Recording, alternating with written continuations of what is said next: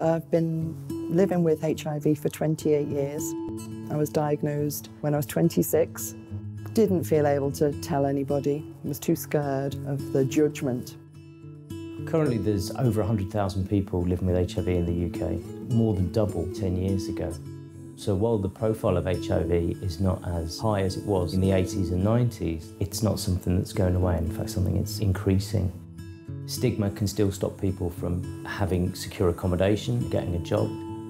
People shouldn't have to be hiding their HIV status. They should be able to feel confident that they're not going to be victimised by their colleagues, their friends, their employers. The general public has still got the attitude back of the 80s. You've got to have separate cups, you've got to have separate cutlery, etc., etc. And this is the attitude that you've got to overcome. HIV itself has a range of impacts on someone's health and mental health, like anxiety and depression. At Sahir House, whatever point and whatever need people come with, we can put them somewhere on a pathway and make sure that they get the outcomes that they need. So we'll look at physical health and mental health, but we'll also look at social networks and other means of support. You're amongst people that know exactly what you're going through. You're in a comfortable, safe place. They can use their experiences to help you through whatever is going on with yourself. We have over 50 volunteers, people living with HIV, family members, and people from all of the communities of Merseyside. And they contribute something like 7,500 hours of their time a year. Over the last 20 years, we've particularly been targeting BME communities and people who are seeking asylum in the UK. We have a very, very diverse and multicultural support service. It could be the Somalian community, the Nigerian community, the Chinese community.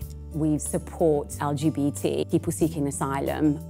It was just the surmountable stress I experienced in Trinidad as a gay black man living with HIV.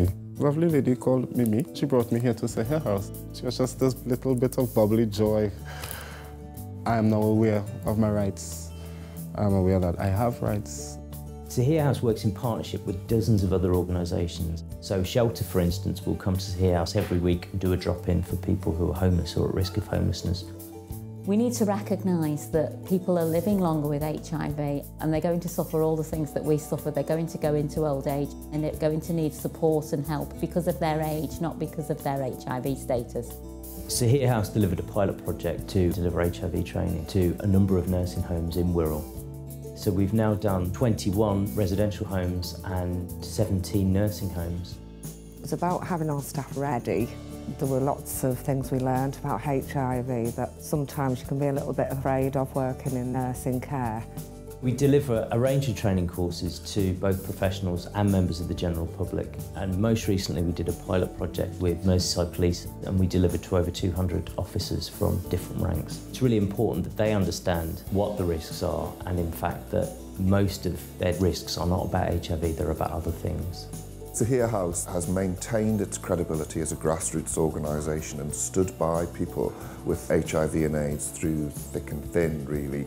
I can just remember the fear of 30 years ago, whereas now, going to Sahir House, I will tell anybody, it's nothing to be ashamed of. So you can go through your life not knowing about these services until it actually happens. And I couldn't think of a more perfect place to have come to at a time when I genuinely needed help and support.